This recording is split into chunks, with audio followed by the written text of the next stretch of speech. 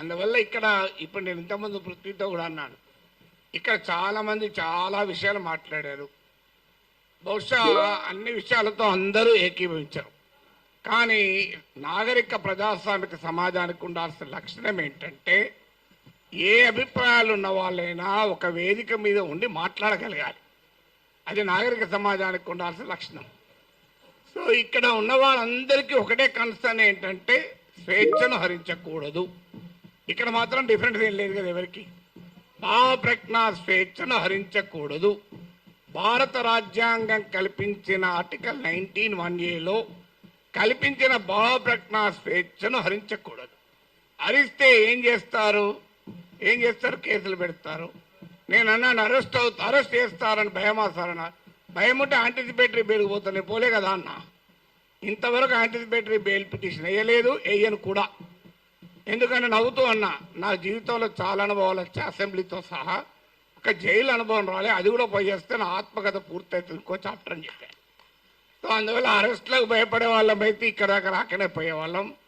నేను 30 ఏళ్ల వయసులో యూనివర్సిటీలో అసిస్టెంట్ ప్రొఫెసర్గా ఉన్నప్పుడు Times of India group daily the ఇండిపెండెంట్కు ఒక ఆర్టికల్ రాశారు. అప్పుడు ముఖ్యమంత్రి నెదురుమల్లి జనార్దన్ రెడ్డి పైన glad to see him go అని రాశారు.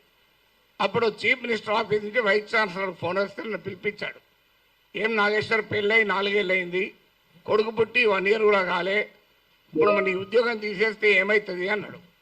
నేను తీసేయమన్నాడు సార్ మీ సీఎంను.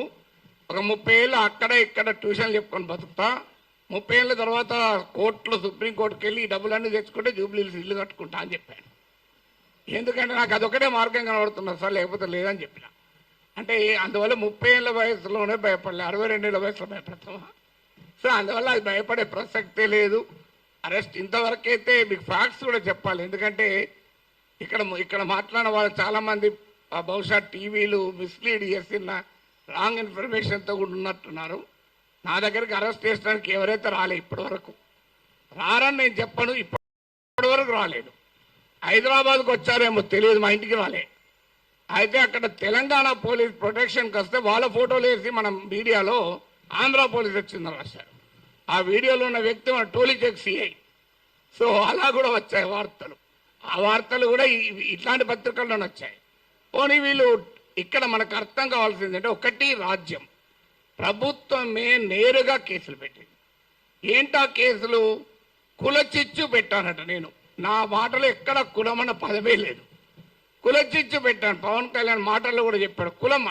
అసలు నేను ఎక్కడ కులం తీసానో నాకు ఇప్పటికి అర్థం కాలే. ఇప్పుడు ఒక అంశం వచ్చినప్పుడు అనేక మంది భిన్నమైన అభిప్రాయాలు ఉన్నవారు ఆ అంశాన్ని వరకు సమర్థిస్తుంటారు. అది ఏ కులం వాళ్ళైనా కావచ్చు, ఏ ప్రాంతం వాళ్ళైనా కావచ్చు, ఏ రాజకీయ భావాలు ఉన్న వాళ్ళైనా కావచ్చు. ఇప్పుడు దీన్ని మైక్ అనాలి. దీన్ని మైక్ అని ఒక కులం వాళ్ళకి చెప్తే మైకు, ఇంకో కులం వాళ్ళు చెప్తే కాదు స్టిక్ అంటారా? ఒక పార్టీ వాడికి చెప్తా మైకు, ఇంకో పార్టీ వాడికి చెప్తా బాటిల్ అంటారా? ఎవరైనా మైక్ అనాలి. సో దానికి కుమ్ముకైనట్టు కాదు అది. తర్వాత ప్రాంతం అని కూడా తీశాడు పవన్ కళ్యాణ్. ప్రాంతం అని తీస్తే ఎవరు తీశారు ప్రాంతం? నిజంగా ఇక్కడ వచ్చిన ఇన్ని సంఘాలు ఉన్నాయి, వీళ్ళు తీయలే. తెలంగాణ సంఘాలు మొదలు ప్రాంతం అనే ప్రస్తావనే తీయలే. ఆ ప్రస్తావన తీసింది కూడా ఆ 2 పార్టీల వాళ్ళే. నువ్వు తెలంగాణ వాడివి, ఆంధ్రప్రదేశ్ రాజకీయాల గురించి ఎట్లా మాట్లాడుతావు? అయ్యమ్మ నేను అమెరికా వాడిని, అక్కడ ఓటర్నా, ఆడ మాట్లాడుతున్నా కదా. ఇరాన్ పైన మాట్లాడుతున్నది ఇరాన్ ఓటర్నా? ఇది ఎక్కడ సిద్ధాంతం అయ్యా? మీరైతే ఇక్కడ ఇల్లు కలిగి ఉంటారు, ఆస్తులు కలిగి ఉంటారు, మేము మాట్లాడకూడదంటే ఎట్లా? తెలంగాణలో ఉన్న పుట్టినవాడిని కనుక తెలంగాణ వాడి కనుక మాట్లాడద్దంటే ఎట్లా? అంటే కులం తీసింది మీరు, ప్రాంతం తీసింది మీరు, మళ్ళీ మమ్మల్ని కులము ప్రాంతం తీశారంటున్నారు. ఎంత ఆశ్చర్యమో చూడండి. ఇక అది కులం చిచ్చు పెట్టారని కేసు పెట్టారు, అక్కడ కులం ప్రస్తావన కూడా చేయలేదు నేను. ఇంకో కేసు ఏంటిది? ఈవెన్ నోటీస్ ఇవ్వకుండా కూడా అరెస్ట్ చేయొచ్చు 3 ఏళ్ళు. ఏంటదా అంటే అల్లర్లు సృష్టించేదానికి పనిచేశారట. నేను ఇప్పుడు ఈ ఇన్సిడెంట్ జరిగి 10 రోజులు అయింది. ఎక్కడ అల్లర్లు అయింది? 2 దోమలు కూడా ఎవరు చంపలే, 4 ఈగలు కూడా చంపలే. అల్లర్లు ఎక్కడే? పోనీ 2 కుక్కలు కొట్లాడుకున్నాయా? అరే ఏమో ఏంది మీకు? అల్లర్లు సృష్టించారు.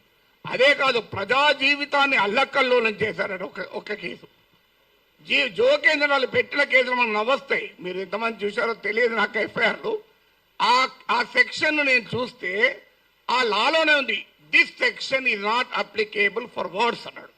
మరి నేను వర్డ్స్ కాకపోతే ఏం మాట్లాడినా బాంబులు వేసినా? ఇంకో దగ్గర this section is not applicable to the statements అన్నారు. నేను మాట్లాడేది వర్డ్ స్టేట్మెంటే కదా, అంటే అప్లికేబుల్ కాదని చట్టంలో ఉన్న కేసు పెట్టారు. ఇక చూడండి, ఇక్కడ మనకు అర్థం కావాల్సింది అంటే చాలా మంది మిత్రులు మాట్లాడారు, నేను మాట్లాడిన అంశం అసలు ఇష్యూనే కాదు, అది ఇష్యూనే కాదు.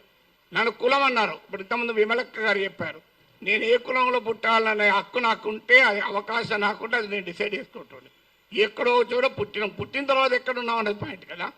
చిన్నప్పటి నుంచి అణగారిన కులాల కొరకే పనిచేసాను తప్ప అణగారిన జాతుల కొరకు వర్గాల కొరకే మాట్లాడాను. ఇక్కడ కాదు, ప్రపంచంలో ఎక్కడ అణచివేతుంటే అక్కడ మాట్లాడాం. ఇక్కడ కాదు, ఏ వెనుజులాలో నా కులం ఉందా, నా ప్రాంతం ఉందా, వెనుజులాలో అణచివేత గురించి, క్యూబాలో అణచివేత గురించి మాట్లాడాం, కొలంబియాలో మాట్లాడాం.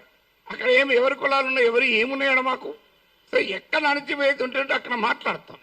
సో అందువల్ల ఇక్కడ అసలు విషయం ఏంటి అంటే, ఇంతకుముందు చెప్పారు మన మిత్రుడు రఘు చెప్పాడు, అసలు విషయం ఈ ఇష్యూనే కాదు. ఇష్యూ ఏంటి, ఆంధ్రప్రదేశ్కు విశాఖపట్నానికి రైల్వే జోన్ ఇచ్చాడు. ఆ ఇచ్చినట్టే ఇచ్చి ఆదాయం వచ్చే కిరండాల్ కోరాపూట్ లైన్ తీసేసి ఇచ్చారు. ఆ లైన్ను ఒరిస్సాకు పంపించారు.